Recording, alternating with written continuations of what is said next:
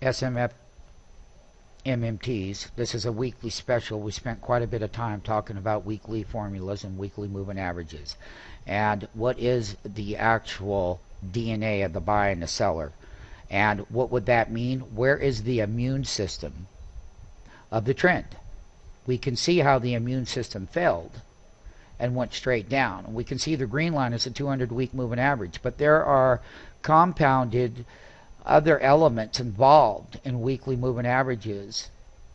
This blue bar down here is that you can see here -5 is where you were -4, or you were +4 here on 731.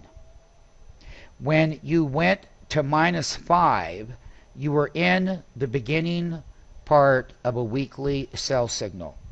As it progressed the second week to -17.2 in this blue bar, you continued to have bigger selling.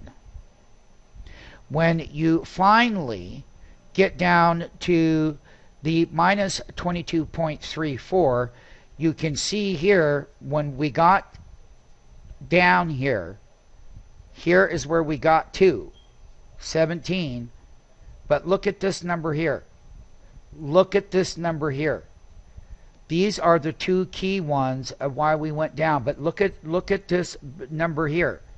It's minus as we're going up in the move. Just like the 10-week moving average is declining at the same time.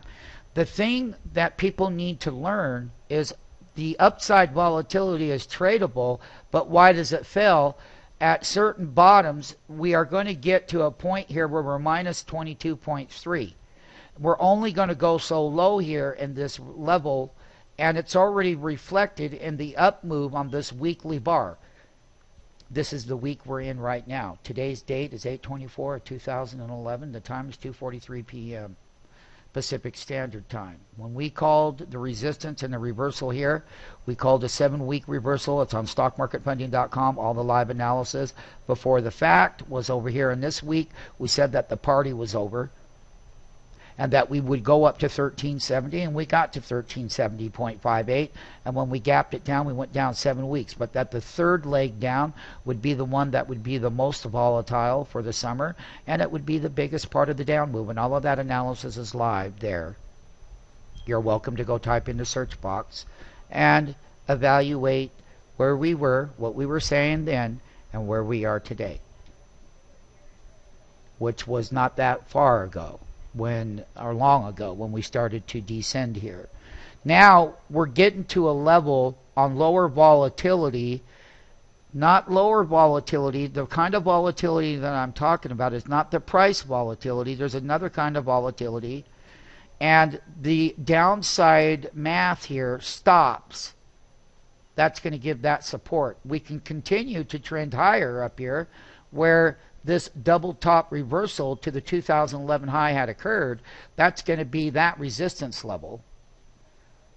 There's another one here on the weekly level, and that's going to be where we were shorting the S&P. When we made that bottom, I said 1200. This is the neckline of the lower end of that bar. But that trend line, when you travel right over here, you can see where it was. Look. Right here, this neckline, this trend line. You can see that's where the weekly bar broke up above it. You can go back over here where it was resistance, and how the behaviors in the buy and sell tape are so accurate all the time. And where the decision processes were made based on this same bar going into a buy signal. But remember, we had a sell signal over here, but this was deeper and faster. And what I'm trying to say is that these are all laggards to real price action. They are. But you can see where the majority of the people want to come back involved in the tape. They already missed that bottom, and they missed the retest bottom, and by the time they're getting in, they've already given up quite a move in the S&P. But nonetheless, you can see that when that was ascending mathematically, you kept breaking out to certain resistance levels right in here, and you broke above them, and you peaked up here to a ratio positive 51, and I said that was going to be extreme. It's a laggard, though. even though that you pulled back into it, and even though that you were lower in the numbers when we were putting in the top over here, we started descending right away, and we knew right then that that was not going to let the trend go higher. And because of this mathematical descending value, the equation is going this way. This is how we were going to build that. And it's all on stockmarketfunding.com. The truth can be discovered there. Okay? As far as the trend analysis and the DNA that goes involved in the reversals and the upside. So that means that the immune system for that bull got very weak. Went into the intensive care unit. He's out of rehab at the moment, but he's still very sick. And it's going to take a long time for the bull to regain its full healthy state. The immune system, the bull's immune system is very weak and will continue to be weak and continue to be sick all the way up into these trend lines. And in the shorter time frame, the medicines and the antibiotics are working correctly. But the problem is, when they wear off, you'll see another down move. So right now, that bottom is in remission. The problem that we have is the 10-week moving average is declining in value. The 10-week and the 200-week have contracted in the right direction for this to hold its immediate support level. However, if the mathematical equation starts to tilt to the other way, that means that that bull immune system will start to weaken again. However, in the shorter term, we are going to see what the lower value is and how this value will turn up moving forward. It's a lagging thing. It doesn't keep up with the current actual price level of the intraday part of the trade, but what it will do is it'll let you know, MMTs, in your platform, it's already factored in there, why stocks bounce off support and make the all-time highs, and why the individual volatility has increased in the market is because of the downside. First, volatility starts for a long, it increases before these big 4-week drops happen. And it broke it. So basically the upside moves, just like we called up here. We came back down, we shot right up there, we came back down, we tested that, and we've been bottoming up because we're short-term oversold. And the immune system to the upside will remain weak. Equities will have great bounces off certain price action levels, but then on the top side of the trade, because of the way that this S&P 500 index is that equities will sell down from the top side of the intraday peak reversals, meaning that they'll look like this on a 15-minute or 60-minute or 3-minute chart. They'll be going in that direction. So basically, we know that being short-term oversold with low volume in August, that we can go higher. That's the first pass. We never broke the low. Now on the daily, the 10-minute, or not the 10-minute, the 10-day simple moving average is already turned up in a double day up. Now when you look at things on a daily level, of course it's based on today. It's not based on 5 days. The weekly is based on a 5-day formula calculation. This is based on today, and this was based on yesterday. And these bottoms where you came in is that you did put a peak down here in this daily blue bar, and you started to come up a little bit. But then you came right back down to the lows of it, and now you're back up here again.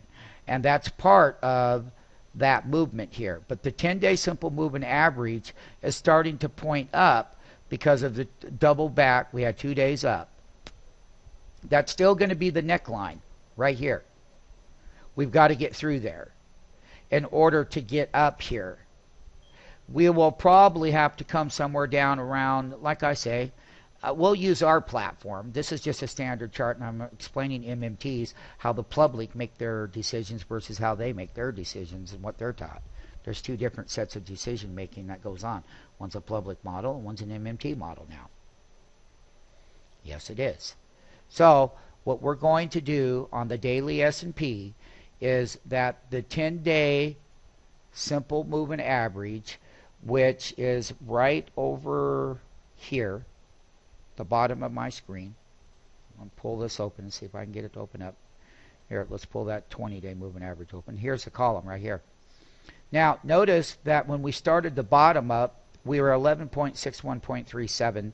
Notice the increase here is 5 percentage points higher in the 10-day simple moving average. But the problem is that over here, the same calculation is that the 20-day simple moving average was at 1200. So even with the up move, if you take a look at the 20-day, it's descending in value to 1193.85. What does that mean? That means you don't want the 20-day falling in value. You want it to flatten out and stop going down here.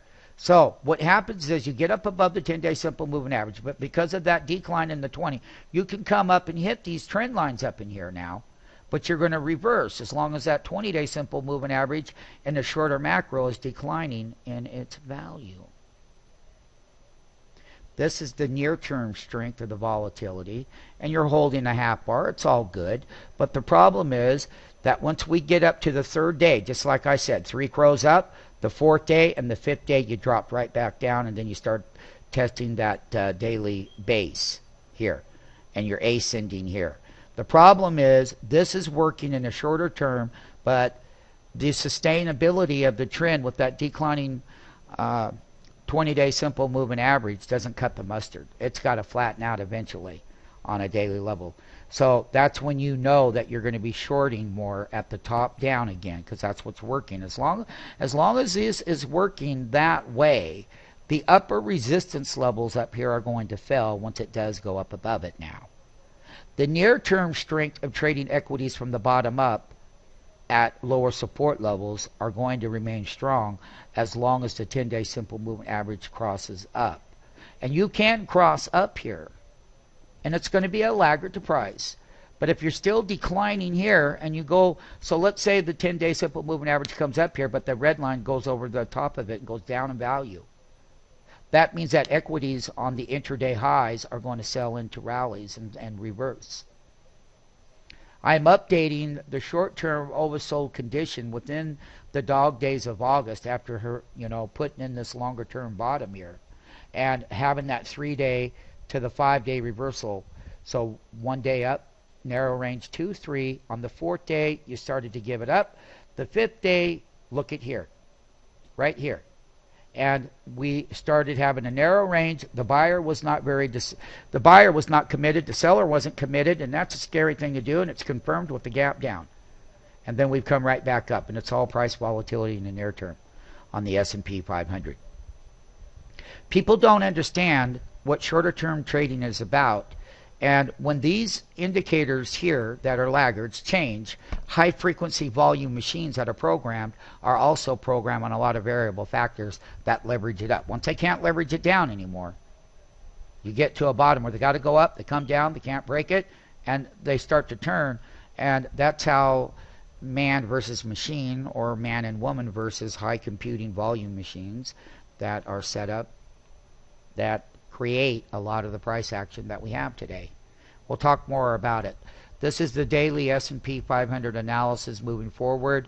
The shorter term buying stocks at support and selling at resistance levels intraday is that the bounces off the bottom are confirmed because the body of this daily is holding the previous things high, and the general public will start to buy their shorts back, which will also fuel it up higher in price. So the bear has to buy to cover. If they're smart, they don't let it go too far off of the bottom against them. They already had, the people who do know how to short, that is, had already made a great move. That's the weekly move. That's selling short. They go down in value. So the weekly moving averages versus daily, and to establish the actual time frame of that immune system. Is it weak? Is it mild? I mean, is it just functioning? Or is it strong and acting the way that it should? So as long as we remain in the weekly sell signal, any upper movements that we will experience through these trend lines will be selling short intraday highs. And it will take a significant period of time for the S&P 500 to regain its bull trend immune system. It's broke. It's sick. And it's going to require 10 weeks. It's going to require, just like your 4 weeks, that 10 week is falling, you got 1, 2, 3, 4 weeks below it. That is the bear qualifier. That immune system in that bull is weak. And you're in a bear. And until that 10-week moving average flattens out like this over here and starts to ascend in value, you will remain in a bear trend. Doesn't matter that you get upside volatility, but the upside volatility is an upside volatility bear trend, is what it is. MMTs. And it also has a primary functionality with intraday exits on the top side of every trade. So when you get that bottom entry, that exit, that top side exit's always in play as long as this is doing this. You're in a bear market upside volatility trend. And it will remain that until that 10 week is flattened out and you close 4 weeks back above it. Just like you went a closing week right here, the body was below it. There's a second week, there's a third week, fourth week. You're 5 weeks below that 10-week moving average. And the thing of it is, if you take the current closing price of the S&P right now at 1177.60, and then you take a look over here, if that weekly is 1258.46, and you take a look at where we're at the closing print, that's a big number below that 10-week. And at some point, before you ever get back to the real bull side of a bull immune system trend, is you'll have to flatten out and you'll have to close 4 weeks above it. And that is the SMF S&P 500 trend analyzer between the bear and the bull immune system, knowing when to sell the top end and selling into rallies, understanding bear market upside volatility versus when you were in bull trends and this was rising every time you went up. Once you broke above it and you pulled back on it, that thing was going up and you kept breaking out. Now that's the bull immune system. That means that the bear immune system was intensive care unit. The bear was not in control. It was very sick at the time. Right now, the bear is in control here, and the bull is very sick at this moment in time. And the reason why I'm doing it this way is because we do have a couple of positions that can relate to it that are clients. So therefore, MMTs, this is it right here. You're above this area. And the thing about it is, when you've got a 10-week crossing over the 40-week and you've got the 20-week still going down in price, that upside volatility is reversal upside volatility at certain price channel levels. It's upside reversal volatility. Have a good day with the S&P 500 and the leadership stocks involved.